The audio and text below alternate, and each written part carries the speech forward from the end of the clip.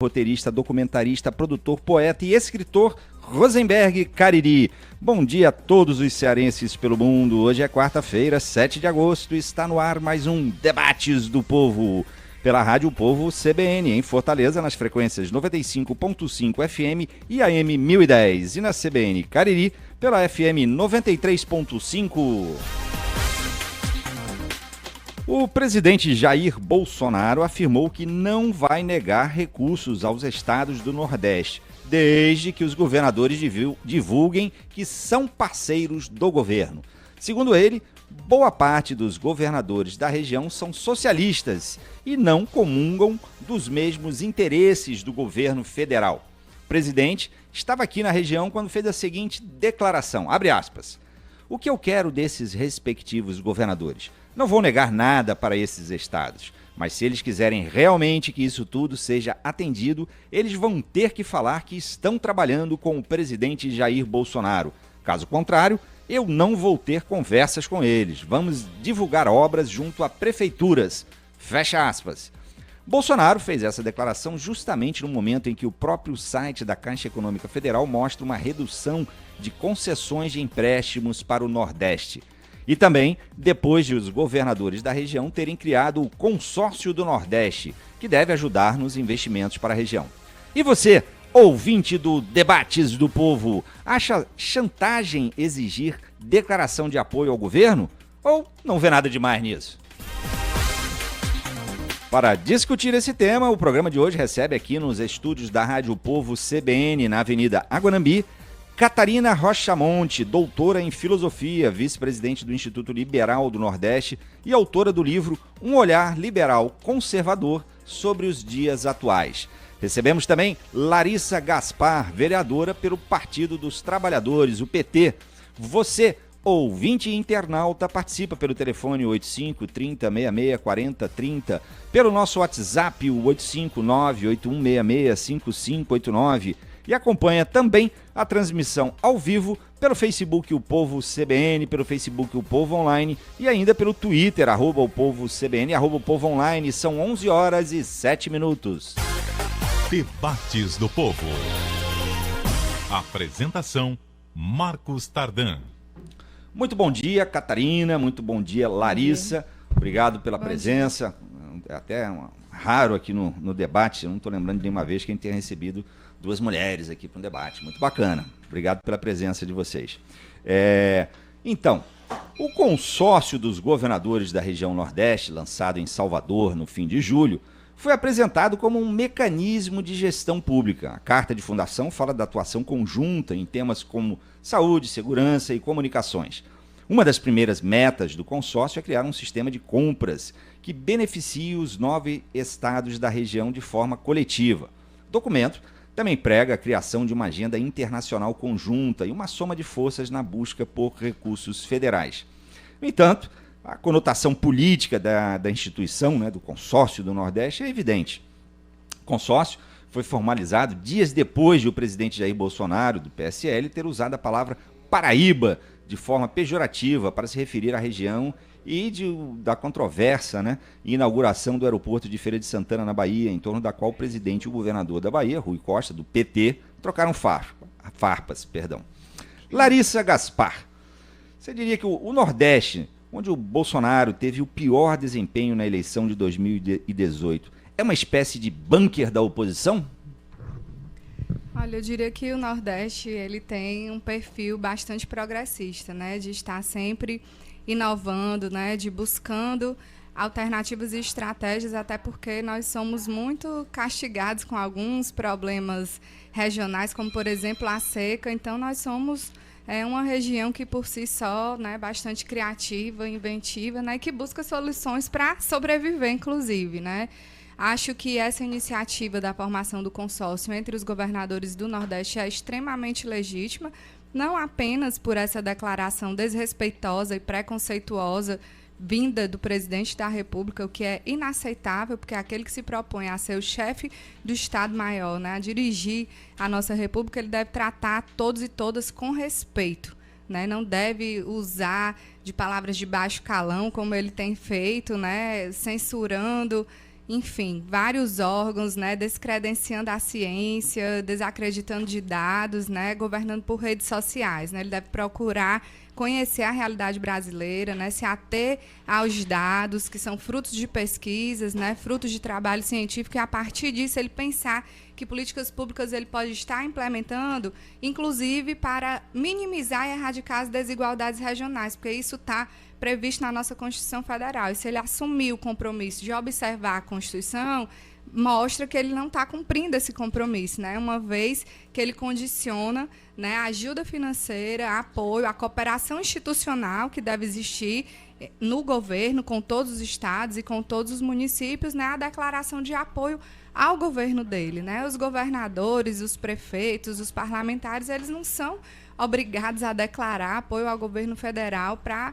garantir o desenvolvimento das suas regiões, dos seus estados, dos seus municípios, né? Isso é uma obrigação do presidente, né? Os governos, as prefeituras têm que ter uma relação institucional, diplomacia, coisa que ele pouco conhece, né? Porque quer enfiar goela abaixo o filho dele para ser o nosso representante, né? Juntar a embaixada dos Estados Unidos, né? Quando ele não sequer fez o curso necessário para se qualificar, né, enquanto representante diplomático do Brasil. Então, é um governo, para mim, extremamente despreparado, né, autoritário, desrespeitoso, que fundamenta suas iniciativas em mentiras, né, que desacredita da ciência, que desacredita dos dados. E você não pode governar um país sem você fundamentar suas ações em dados, né? Você se fundamentando todos os dias apenas em discurso de ódio, em discurso de preconceito, né? Ridicularizando as mulheres, né? Essas declarações últimas do presidente, né, de comparar a Amazônia a uma virgem que todo tarado quer pegar, né? De dizer que quem quiser vir fazer turismo sexual com as mulheres no Brasil fique à vontade, isso é extremamente desrespeitoso. Eu, como mulher, me sinto extremamente ofendida por uma declaração misógina, machista dessa natureza. Então, a gente espera do presidente uma outra postura, no mínimo de respeito. Se ele não tem conhecimento para governar, se ele desacredita da ciência, que pelo menos ele respeite as pessoas e as instituições que compõem a República. Muito bem, já temos aqui várias participações de ouvintes. O Alencar Alves Cipriano diz: não é chantagem, não. Ele tem o direito, sim, de exigir que os governadores respeitem o governo federal. O Vicente Lemos de Aquiraz diz: é falta de ética, chantagem e desrespeito. Ele é presidente do país inteiro e tem que tratar todos com igualdade. Catarina Rocha Monte, você vê algo demais nessa declaração do presidente? Tem um quê de chantagem aí ou não? É difícil eu me colocar no papel aqui de defensora do Bolsonaro, né? Na verdade, não é esse o papel que eu quero ter. Eu não sou advogada dele, é muito difícil defender as falas. Eu concordo que ele se posiciona de uma maneira bem pouco diplomática, né? Mas as pessoas já sabiam disso quando votaram nele, ele não mudou muito o estilo. Agora, assim, eu queria chamar a atenção para a questão do Nordeste mesmo, né? A Larissa falou que o Nordeste tem um perfil bastante progressista, e aí ela relacionou essa palavra progressista à capacidade criativa e inventiva do Nordeste. Eu não entendo bem dessa forma, né? O Nordeste realmente tem um perfil progressista, mas progressista entendido no sentido político, né? Que é aquela ideologia mais alinhada com a esquerda, que inclusive a ideologia é defendida e aceita pela colega vereadora aqui. E criatividade, inventividade tem a ver com liberdade, tem a ver com possibilidade de empreender, tem a ver com a possibilidade de você ter meios de garantir a sua sobrevivência, de você ter autonomia, de você se emancipar. Então, cabe a nós questionar por que o Nordeste é pobre, por que ele continua dependendo do Estado, e se isso não é justamente por conta desse tipo de política cerceadora das liberdades. O que é que acontece? A gente tem uma região, 7, né, dos governadores são de esquerda, é a região mais pobre, e a gente tem que se questionar por esse vínculo. Por que na região mais pobre do Brasil os políticos de esquerda estão no poder? Será que isso não é um ciclo? Será que isso não é uma perpetuação de algo? Será que não está se mantendo um padrão que já deveria ter superado há muito tempo? Uma vez eu estava ouvindo os governadores, os políticos ilustres aqui do Ceará, e aí o Cid Gomes falou o seguinte, ele falou, quem tem uma dependência do governo, uma dependência do Estado, ele falou dessa maneira, quem tem uma dependência do Estado não votou no governo Bolsonaro, querendo dar a entender que o Bolsonaro tinha uma perspectiva mais liberal. O Nordeste votou no Haddad, votou contra o Bolsonaro.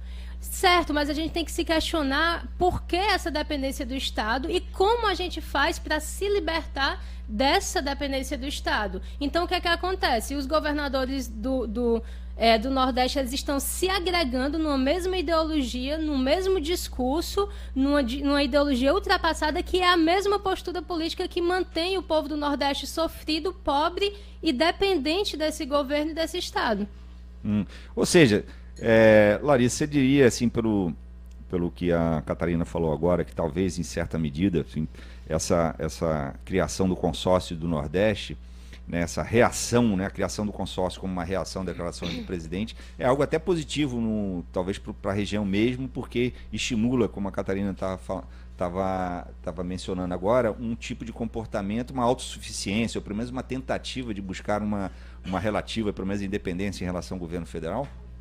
Sim, eu acho que é uma estratégia de buscar enfrentamento a essa crise econômica, né, que o país está vivendo, por essa instabilidade política, né, por esse tipo de comportamento aí do governo federal, né, que todo dia você vê um desequilíbrio publicado, né, na imprensa, que inclusive tem sido também extremamente atacado, né? Ele não consegue diferenciar, com esse perfil paranoide que ele tem, diferenciar o que é uma crítica do que é se declarar inimigo, né? E isso é muito grave para uma pessoa que está governando o Brasil. Mas, volto a dizer, acho que a região Nordeste, ela tem sim uma capacidade criativa, inventiva de superar os problemas. Inclusive, o estado do Ceará é referência nacional no que se refere à educação. Eu acho que o estado, ele tem sim que oferecer as condições para garantir um mínimo existencial das pessoas. Então, quando você fala em saúde, em educação, em assistência social, em direitos humanos, em moradia, em meio ambiente,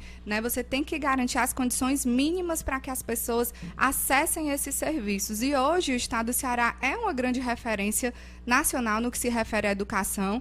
Não acho que a educação seja um instrumento para deixar as pessoas presas a nenhum tipo de ideologia, muito pelo contrário, se existe algo libertador nesse mundo, é a educação. Dependendo então, do tipo que é oferecida, né? Então, se acredita que a educação é baseada nos princípios, né, da laicidade, da pluralidade, ela tem que repassar os conteúdos. Né? Não, ela tem que repassar os conteúdos que estão previstos na base nacional comum. Dentre os quais a ideologia de gênero. Não, ideologia de gênero não. Desconheço, inclusive, nem conheço, não sei o que é essa ideologia de gênero, essa coisa que foi inventada, né, para reprimir as pessoas que não são heterossexuais, né? O que é um absurdo, porque o governo ele tem que se preocupar com todas as pessoas, independente da sua religião, da sua orientação sexual, da sua orientação política, da sua classe social. Então ele tem que se preocupar tanto com os heterossexuais quanto com os homossexuais também, né? Ou bissexuais, enfim. A orientação sexual das pessoas não pode servir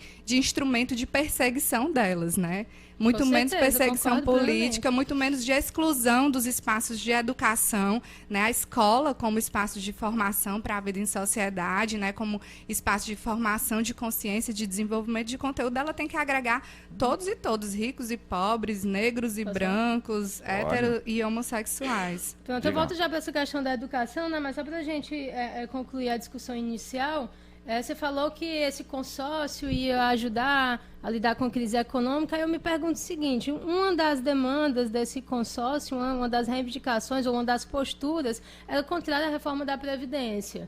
Então você já vê o atraso, o absurdo que esse tipo de político representa. A gente está tentando, a duras penas, aprovar uma reforma, colocar o Brasil num patamar melhor de desenvolvimento. A gente está avançando em políticas liberais que são necessárias, e esses políticos que têm esse pendor mais demagógico, né, mais populista, militam contra isso, atrapalham a reforma, e esses partidos, esses governadores eram contra a reforma. Aí você fala, é um consórcio que está com fins Poxa, a gente teve aqui o nosso governador há pouco tempo com o megafone em frente à prisão dizendo Lula livre. Então isso é um negócio completamente absurdo, né? Você fala do Bolsonaro, isso, porque é misógino, porque é machista, porque tem um discurso de ódio. Ora, a gente se prende a essas bobagens, a essas coisas toscas que o Bolsonaro fala. Agora, o seu partido defende um corrupto que está preso. O seu partido defende uma ditadura genocida que está destruindo a vida de um povo. O seu partido foi responsável pelo maior assalto ao país que já aconteceu. O seu partido foi responsável por esse clima de intolerância, por esse clima ideológico extremamente acirrado que fez com que viesse uma resposta à la Bolsonaro.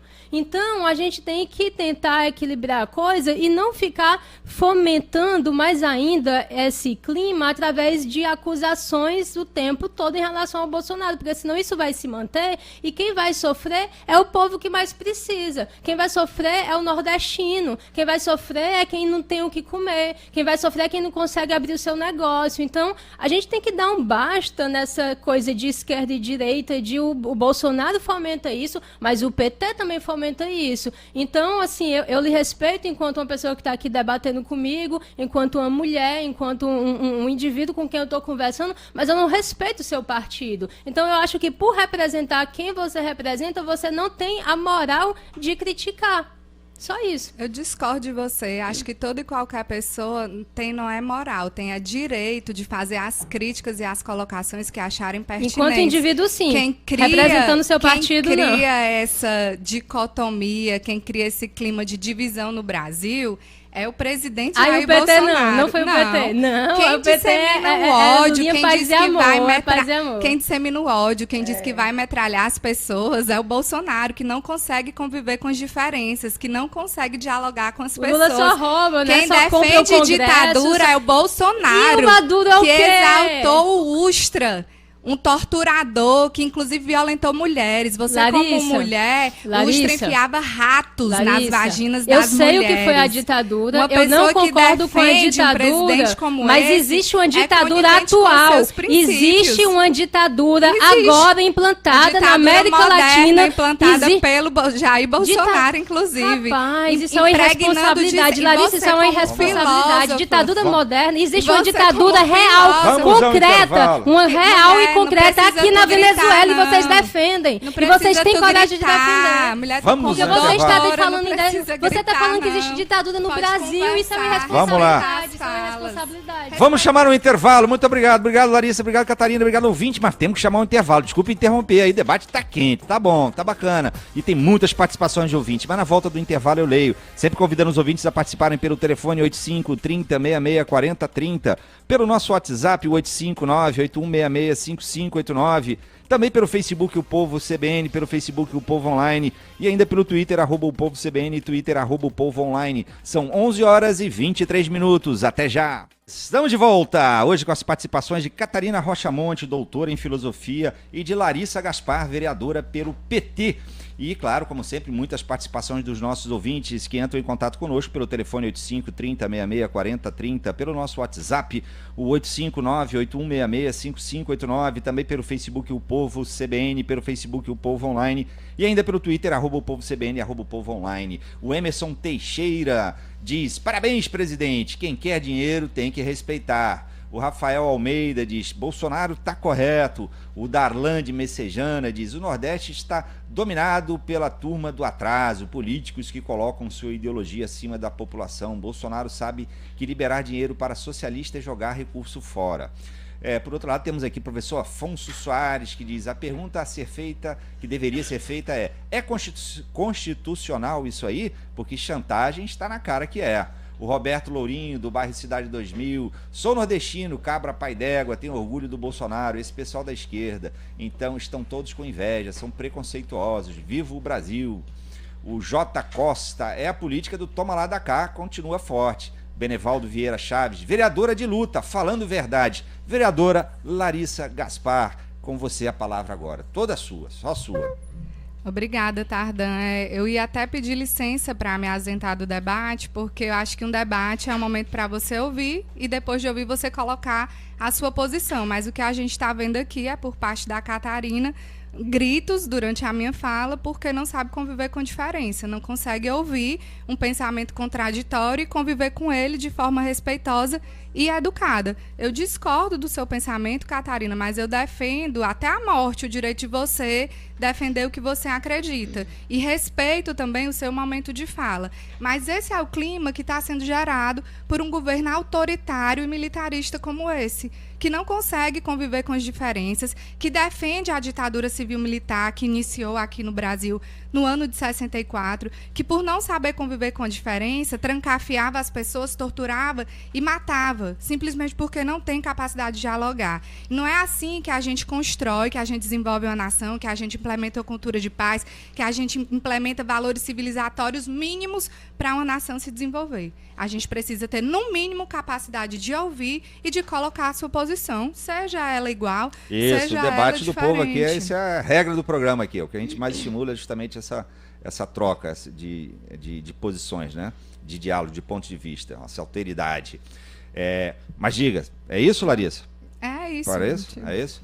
Catarina Rocha Monte. Eu até desenhei um coraçãozinho aqui do lado, ó, de cultura e de paz. Porque essas palavras, elas são bonitas, né? São palavras assim que fazem a gente aderir. Aí você fala, cultura de paz, aí chama o governo Bolsonaro de governo autoritário, aí vai falar na ditadura lá de 64. Eu acabei de escrever um texto recentemente contra a fala do Bolsonaro acerca do pai do presidente da OAB. Eu achei uma fala infeliz. Falei que a fala era infeliz, fui atacada por bolsonaristas mais arraigados, por isso sustentei a minha posição até o final. Então não posso aceitar que você contradiga a minha fala me acusando de porque isso é o Bolsonaro, como se eu tivesse alguma aderência ao Bolsonaro. Não se trata disso. Eu sou uma pessoa que tem um pensamento que quando tenho que defender, eu defendo, quando tenho que contradizer, eu contradigo. Agora, o que é que eu chamei a atenção?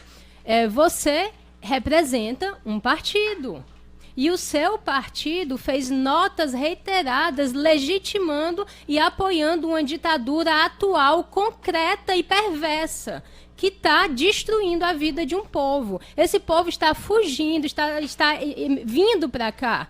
Tá certo? Aqui em Fortaleza, né, você é vereadora, então saiba disso, porque você pode atuar em relação a isso. Aqui existem venezuelanos foragidos. Eu estava andando e eu vi, me dedicado com a família venezuelana, precisando de acolhida, e eu acolhia na minha casa. Eles estão fugindo de quê, Larissa? Eles estão fugindo de uma ditadura, eles estão fugindo de um projeto de país que foi mantido pelo Partido dos Trabalhadores, que foi mantido, que foi implementado com dinheiro de corrupção, tá certo? Então tira-se o dinheiro do trabalhador brasileiro, manda-se o dinheiro via corrupção, ou via BNDES, ou via qualquer coisa, para uma ditadura sanguinária, para uma ditadura horrenda, para uma ditadura perversa, e é esse partido que lhe representa. Então, isso é uma política ultrapassada. Isso é uma política que precisa ser combatida. E isso é uma política que, felizmente, está cada vez mais perdendo adesão. Então, me surpreende muito que você tenha migrado para essa política horrorosa que é representada pelo Partido dos Trabalhadores. Então, não entendo que esse consórcio de governador, que desse consórcio de governadores do Nordeste possa sair alguma coisa que preste. Não pode sair nada que preste quando se junta um monte de petista, tá certo? Querendo fazer uma pauta comum. Principalmente levando em consideração a demagogia que é o fato de que eles se colocaram desde o início contra a reforma da Previdência, que é aquilo que o Brasil precisa para começar a avançar. Pronto, no seu ponto de vista, a reforma da Previdência é algo que o Brasil precisa para avançar. Eu discordo. Essa reforma que está aí, ela se dá à custa das pessoas mais sofridas, ela se dá à custa dos trabalhadores desse país. Tanto que estudo recente que foi divulgado esses dias mostra que a economia que se espera fazer com essa reforma de cerca de 1 trilhão no período de 10 anos, quem vai pagar a conta dessa economia de 1 trilhão é quem ganha entre 1 e 2 salários mínimos, o que é um verdadeiro absurdo, porque uma reforma que se digne, ela deveria atacar os privilégios. Privilégio dos marajás, privilégio daquelas pessoas que estão ocupando cargos públicos e que têm salários exorbitantes. Isso é uma reforma que se digna, né? De acabar com as desigualdades, de reduzir os privilégios. Não uma reforma para impor mais dificuldade às pessoas que já vivem numa situação de miséria, numa situação de pobreza. Um salário mínimo não paga aluguel de uma casa, não paga mercantil, não paga plano de saúde, enfim, a gente sabe qual é o poder aquisitivo do salário mínimo. Falando dos governos do Partido dos Trabalhadores, eu tenho uma outra visão diferente da sua. Os dados que eu observo dos governos do Partido dos Trabalhadores foi um partido que gerou 23 milhões de emprego no período de 12 anos em que governou o Brasil, que tirou o Brasil do mapa da fome, que inclusive o presidente eleito declara sem nenhuma vergonha que não existe fome no Brasil. É um atestado de que desconhece a realidade do povo brasileiro, porque nós temos cerca de 5,2 milhões de pessoas passando fome no Brasil, e você prefere não olhar para isso, você prefere negar, dizer que essa realidade não existe, do que elaborar estratégias e ações para eliminar, para erradicar a fome que mata milhares de brasileiros. O Partido dos Trabalhadores, no ano de 2014, quando esteve na presidência da República, fez com que o Brasil tivesse a menor taxa de desemprego de toda a história. E o que nós estamos vendo agora, 14 milhões de desempregados, 18 milhões de pessoas no subemprego, agravadas pela reforma trabalhista, né, que veio com o viés de que iria gerar mais emprego, e o que a gente está vendo é justamente o contrário. Reforma essa que foi aprovada com o voto do Jair Bolsonaro, quando ele era deputado, né, e esse dinheiro que a reforma diz que vai economizar, e aí, mentirosamente, agora se diz que vai se fazer investimento social.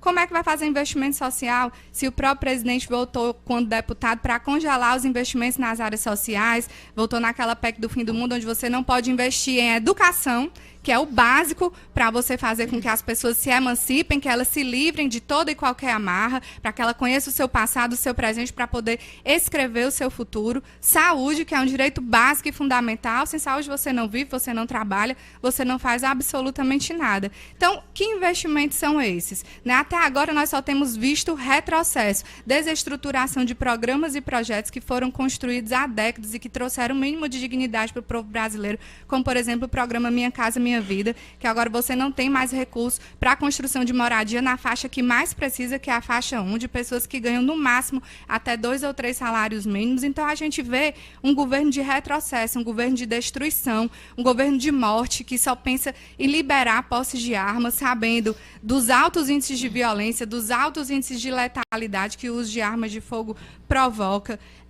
O governo do PT conseguiu retirar do mapa da fome milhões de brasileiros, enfim, aumentou o PIB, diminuiu a pobreza, criou um fundo soberano do Brasil que agora foi destruído. Então, assim, eu vi muitos ganhos, muitas conquistas nos governos do PT, né? E quando você coloca assim, eu acho um absurdo o governador Camilo ir visitar o ex-presidente Lula e gritar pela liberdade de Lula. Eu não acho um absurdo. O presidente Lula, ele está preso fruto de um processo absolutamente ilegal, onde o juiz veste a roupa de acusador e onde o procurador se mostra totalmente subserviente ao juiz. Então, isso aí é algo que precisa ser revisto. No meu entendimento, Lula é um preso político e a gente quer, sim, a liberdade do presidente que mais fez pelo Brasil, que tirou milhões de brasileiros da miséria e da fome. Tirou milhões de brasileiros e botou no bolso, né? Tirou milhões de brasileiros e mandou para a Venezuela. Tirou milhões dos brasileiros e mandou para o Foro de São Paulo para espalhar para as ditaduras da América Latina.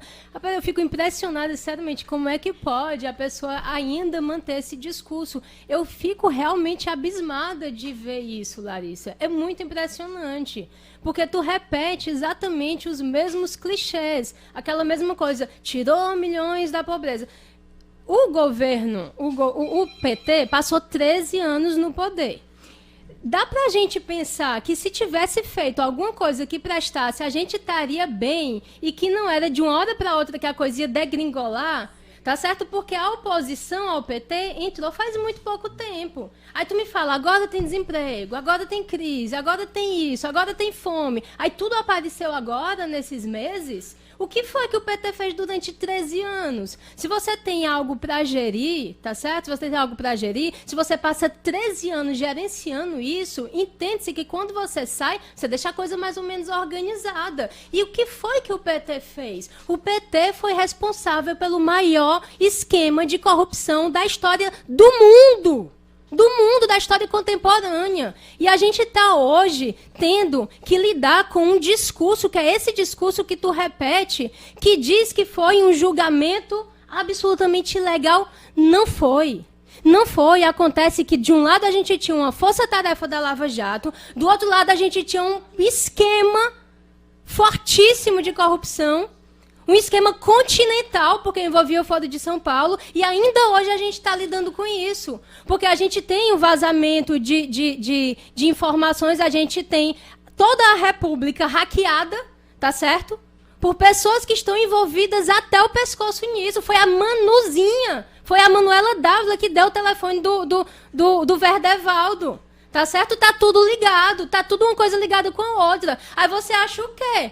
Que a gente não pode levantar a voz para se indignar contra uma coisa dessa? Porque você repete esse discursozinho bonitinho, fofinho, paz e amor, coraçãozinho, mas as coisas não são assim. As pessoas estão sofrendo, os venezuelanos estão sofrendo, os brasileiros estão sofrendo, o nosso país, que tem uma grande potência, que tem uma grande possibilidade, é uma droga de um país atrasado, roubado, achincalhado. Poxa, a gente tem que ter voz para se impor contra isso. Não repete esses discursos. Não se mantém assim, cara. Isso é um absurdo. Vamos lá, vou te dar voz já, mas tem muitas participações de ouvintes que estão tomando bem posição aqui, de um lado e de outro do debate de hoje. O Moisés de São Gerardo diz: brilhante, Catarina, como é bom te ouvir, vibrando com as palavras da Catarina. Dani Lima diz: Larissa. O Max Ramos, Catarina top. Regina Maria: Larissa, sou sua fã. Guerim Braga: Larissa me representa.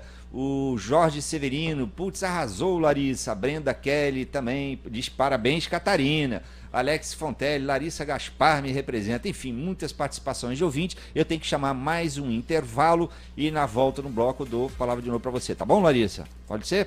Muito obrigado a todos que estão nos acompanhando no programa de hoje. Convido mais uma vez a participarem, interagirem conosco pelo telefone 85-30-66-40-30, pelo nosso WhatsApp, o 859-8166-5589, pelo Facebook O Povo CBN, pelo Facebook O Povo Online e ainda pelo Twitter, @o Povo CBN, @o Povo Online. São 11 horas e 41 minutos quase. Até já.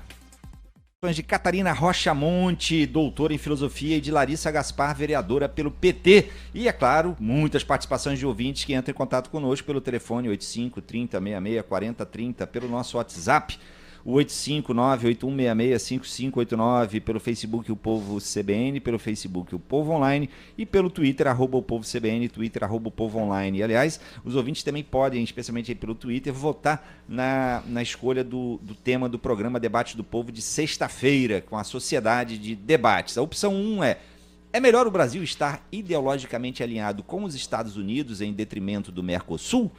Opção 2, a exploração econômica da Amazônia pelo setor privado deve ser permitida pelo governo? Participe, vote, escolha o tema do programa de sexta-feira. No programa de hoje, várias participações aqui, muitas eu não tenho condições nem de abrir para ler, mas depois do programa eu sempre abro e respondo a todos os ouvintes, tá bom? O Neuri Assunção diz: eu em 13 anos de PT tive minha casa própria, viajei de avião, tenho 2 filhos fazendo faculdade e muitos ingratos não reconhecem a grande obra do PT na vida real. O Raré do Montese diz: os dias do Bolsonaro estão contados, votei nele e me arrependo, só quer beneficiar os Estados Unidos e sua família. A Maria Célia Mesquita Martins diz: parabéns, Larissa, você é muito paciente e educada. O Marcelo Lima diz: Larissa nos representa. O Alex Fontinelli: alegam que o país está quebrado, mas de repente tem bilhões em verba parlamentar para distribuir para conseguir voto para a reforma. A Jana Bombom diz: Larissa Gaspar, você nos representa. Muito bem, Larissa Gaspar, represente aqui os ouvintes que querem te ouvir, por favor. Bom, continuando essa análise de conjuntura nacional, né, eu acho assim, um extremo também desrespeito com a nação quando você nomeia ministros que são absolutamente inidôneos, né, para exercerem suas funções.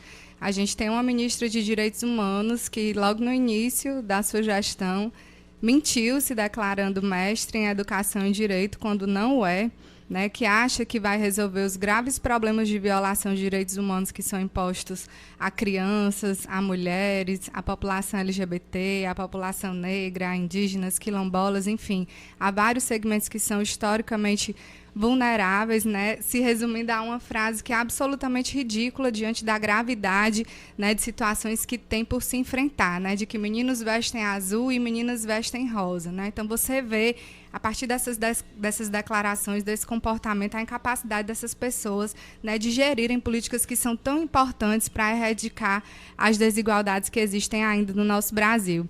Você vê o ministro do Turismo, né, filiado ao PSL, totalmente comprometido no esquema de candidaturas laranjas. Você até elogiou, Tardan, por hoje ter 2 mulheres no programa. Sim. Acho que é muito importante incentivar a ocupação dos espaços pelas mulheres, seja na política, né, seja nos espaços de trabalho, nos postos de trabalho, onde existe ainda uma desigualdade de gênero muito grande, né? As mulheres, embora sejam a maioria das eleitoras desse país, são ainda uma minoria nos espaços de representação política, nos postos de trabalho. Existe também uma diferença salarial muito grande, mesmo quando a mulher ocupa a mesma função que o homem, enfim. Então, e essas deveriam ser as preocupações dessa ministra, por exemplo, né? E as preocupações do ministro do Turismo, enquanto esteve na presidência do PSL, ele deveria realmente fomentar a candidatura de mulheres e não desviar esse recurso público, né, para favorecer as candidaturas de sua predileção, né? Isso não favorece em nada a participação política das mulheres, muito pelo contrário, e é corrupção. Né, corrupção, você fazer desvio de verba pública para atender interesses outros que não aquele previsto na lei para aquele determinado recurso. Você vê um ministro do Meio Ambiente que tem condenações por infrações ambientais, né, ser nomeado para cuidar, para proteger o nosso meio ambiente. O que nós temos visto, né, nesses últimos meses é um aumento desenfreado, né, um grande crescimento no desmatamento da nossa Amazônia e de outros espaços de floresta aqui do nosso Brasil. Então, a gente não sabe realmente onde é que vai parar tudo isso, né? Na calada dessa noite, na madrugada dessa noite, foi aprovada essa reforma que piora a vida de mulheres, de professores, né, de milhões de brasileiros. Como eu disse, o peso dessa reforma recai sobre as pessoas que ganham entre 1 e 3 salários mínimos no máximo. E para aprovar essa reforma, né, foram liberados 23 bilhões de reais, né? Então, o que é que há? Qual é a mudança, né? Não identificamos. E a Catarina colocou uma coisa que eu achei estranha, né, que ela relacionou a Manuela Dávila ter dado o telefone de uma pessoa para outra. O que é que isso tem a ver, né, com um processo penal totalmente ilícito? Eu não sei se você sabe, Catarina, mas quando o juiz ele tem interesse na causa, ele tem que se declarar suspeito. Sei demais. E o Moro tinha interesse notório, né, em condenar o Lula, né, nos conteúdos que foram divulgados e pela atuação dele enquanto juiz, né, que fazia às vezes de acusador, que isso não pode, né, o promotor é que deve acusar e o juiz deve julgar, e ele se relacionava diretamente com o promotor, trocando mensagens, orientando, né? orientando a peça acusatória para atingir um fim de condenar uma pessoa. E foi premiado. Depois que ele conseguiu isso, né, ele ganhou de prêmio ser ministro da Justiça do presidente Jair Bolsonaro. Ele deixou de ser juiz para foi premiado, foi premiado no ministério para ter foro privilegiado. Então, assim, se existe algum desvio, alguma ilicitude cometido por qualquer que seja a pessoa, qualquer que seja a pessoa, ela tem que ser investigada, julgada e condenada, né? Agora, o juiz que vai julgar, ele não pode ter interesse direto na causa. Aí é que está o erro. Existe um vício de nulidade desde o início do processo, desde a primeira condenação. Isso precisa ser revisto. Muito bem. Vamos lá, várias participações de ouvintes. O Luciano Deusébio, vou te dar a palavra já, Catarina. O Luciano Deusébio diz: Bolsonaro vai fazer chegar dinheiro ao povo pelas prefeituras, se for necessário. O Nordeste, o Brasil, como é que é? Os governadores precisam seguir o governo federal, pelo menos na reforma da Previdência, antes de pedir que o governo coloque mais dinheiro na mão deles. Não estão assumindo nem arrumar as contas deles e querem mais. Mais para quê? A Dilma do PT falava nós contra eles. Parabéns, CBN. Hoje temos 2 pessoas que pensam diferente. diferente. Com certeza, pensam bem diferente.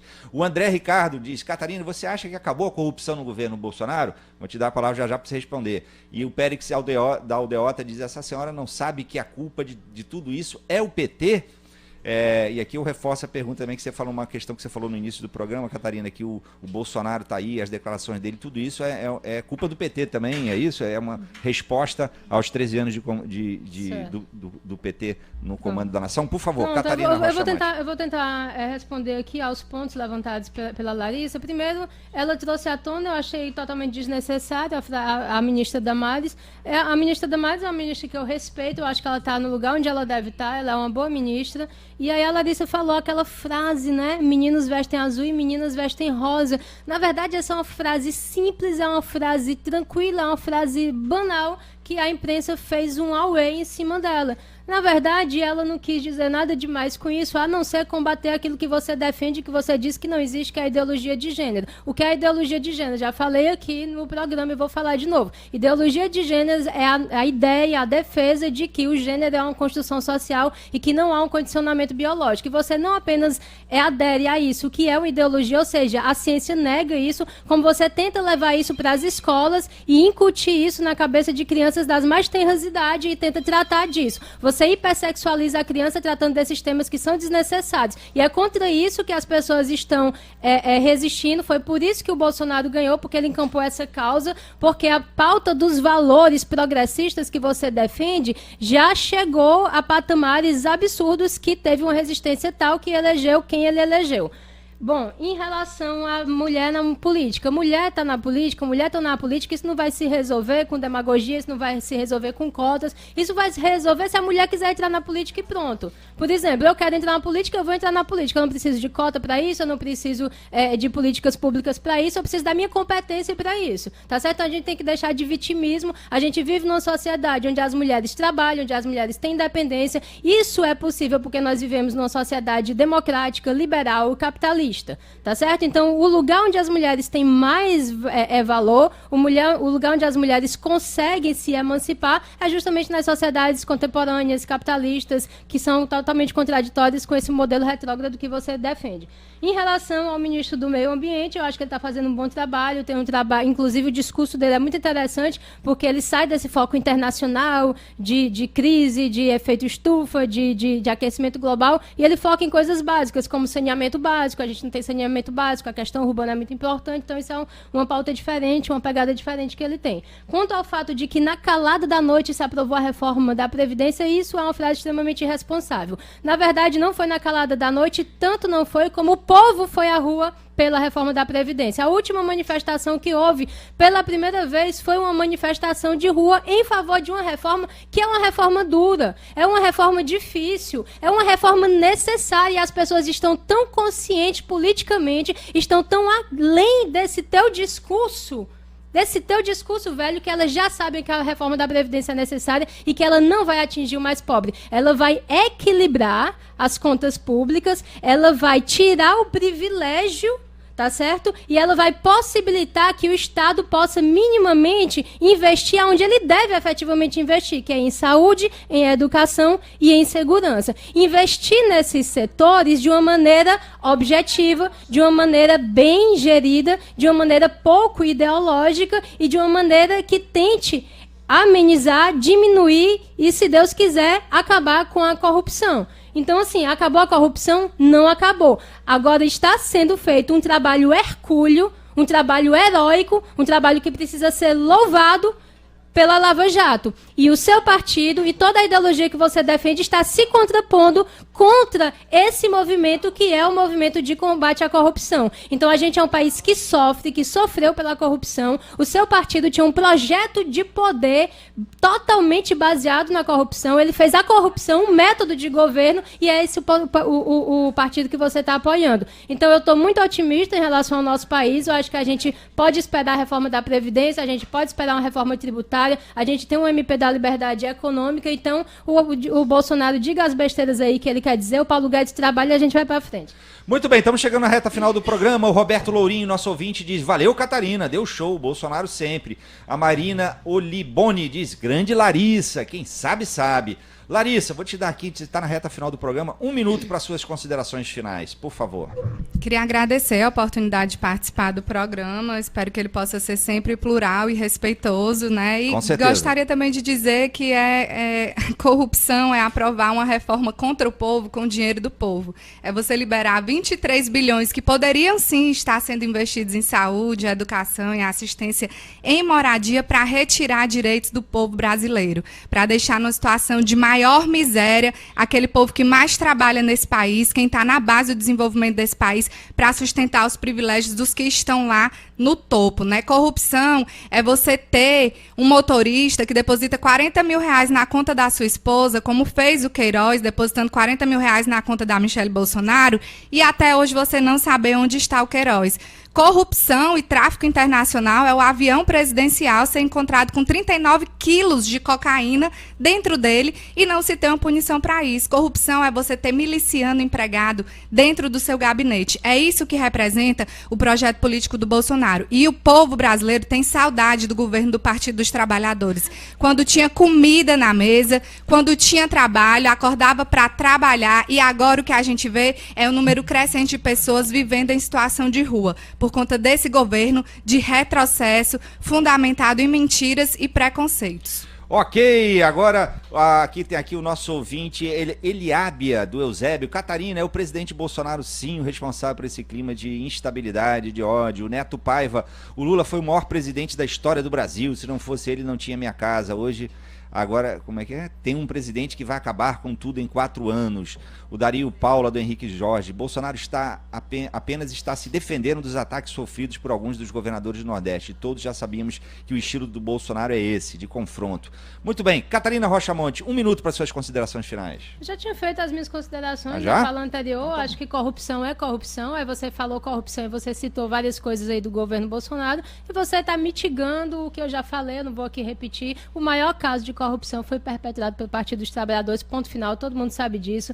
Você faz um discurso, assim, o discurso é completamente retórico, ele não está baseado em fatos. Diz, agora, antes eu acordava e tinha um prato de comida na mesa, agora, porque o Bolsonaro é presidente, eu não vou ter mais o prato de comida na mesa. Isso é um discurso, o PT fez esse discurso contra, esse discurso foi feito contra a Marina Silva, né, dizendo que desapareceu o prato. Então, você fica se sustentando em um discurso que ele não tem muito fundamento, tá certo? Então, a gente precisa lidar com os fatos. Os fatos é que um país onde a economia floresce é um país onde as pessoas têm emprego, um país onde as pessoas podem trabalhar, e é isso que a gente está tentando conseguir. Se vocês deixarem a gente trabalhar. Muito obrigado. Vou terminar com as palavras do nosso ouvinte, Mazin, de Juazeiro do Norte. Ele diz, eu quero paz, Brasil precisa de paz, o mundo necessita de paz. É isso aí, Mazin. Muito obrigado, muito obrigado. Muito obrigado, Catarina, muito obrigado, Larissa, muito obrigado aos ouvintes que nos acompanharam no programa de hoje, que teve trabalhos técnicos de Kiko Gomes, produção de Germana Pinheiro, assistente de estúdio Nala Jasmine, editor-chefe Ítalo Coriolano, diretor executivo Eric Guimarães, direção-geral de jornalismo Arlen Medina Neri. Apresentação Marcos Tardan. Na sequência no AM 1010 você fica com o trem bala, não para, não para, não para, não para.